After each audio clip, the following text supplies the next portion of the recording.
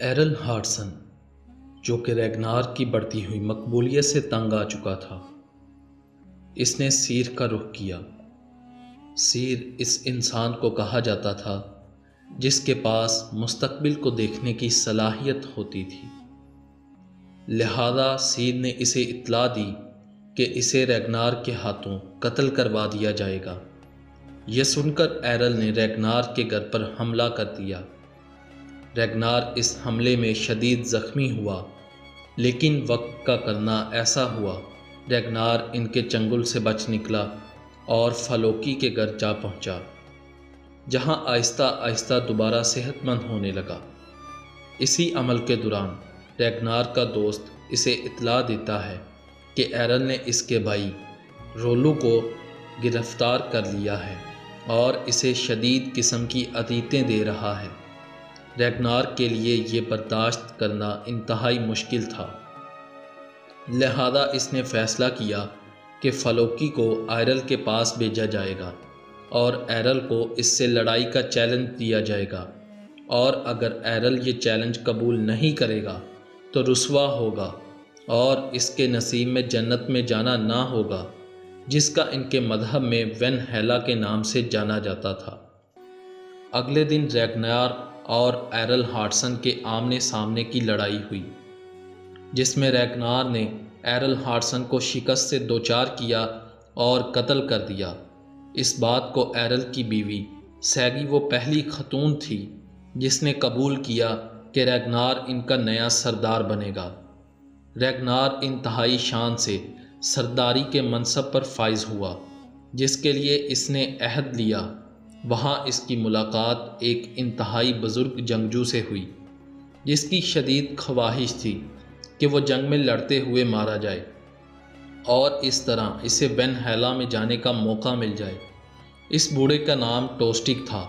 ریگنار نے اس سے وعدہ کیا کہ اگلے حملے میں وہ اسے ساتھ لے جائے گا۔ مرنے سے پہلے ایرل ہارٹسن نے اس بات کو اپنی بیوی کے سامنے کہا تھا کہ ریگنار ایک عظیم جنگجو ہے اور وہ اس کا احترام کرتا ہے۔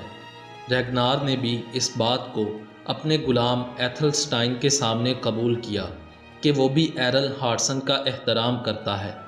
لہذا ایرل کے جنازے کے لیے وائکنگز کے رسم و رواج کے مطابق ایک بڑی تقریب منعقد کی گئی، جہاں ایرل کی آخری رسومات ادا کی گئی۔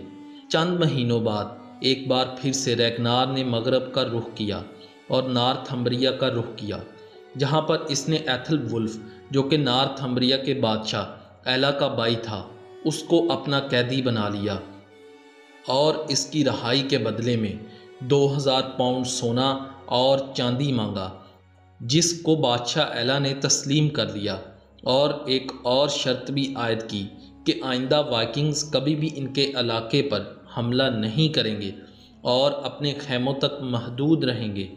بادشاہ ایلا کے نزدیک یہ سب کے سب کافر تھے اور بادشاہ ایلا مسیح مذہب کا ماننے والا تھا۔ اس سے پہلے نہ تو ان لوگوں نے ان کے مذہب کے بارے میں سنا تھا نہ دیکھا تھا، لہذا بادشاہ ایلا نے یہ بھی شرط رکھی کہ انہیں ان پر یقین نہیں ہے تو ان میں سے کسی اعلیٰ منصب کے آدمی کو مسیح مذہب اختیار کرنا ہوگا، اور مقصد کو پورا کرنے کے لیے رولو آگے بڑھا اور اس نے مسیح مذہب اختیار کرنے کی حامی بھر لی، جس پر ریگنار کو انتہائی غصہ آیا۔ یہ سب ہونے کے باوجود اور معاہدہ عمل میں آنے کے باوجود بادشاہ ایلا عہد شکنی کرتا ہے اور ایک بڑی فوج کے ساتھ ایک دفعہ پھر سے وائکنگز پر حملہ آور ہوتا ہے، لیکن کیونکہ ریگنار انتہائی غیر معمولی صلاحیتوں کا مالک تھا، اس لیے اس نے خطرے کو پہلے سے بانپ رکھا تھا اور جنگ کی مکمل تیاری کر لی تھی۔ حملے کے بعد گھمسان کی جنگ ہوئی اور بہت سے لوگ وائکنگز کے بھی مارے گئے، لیکن پھر بھی فتح ایک بار پھر سے ریگنار کا مقدر بنی۔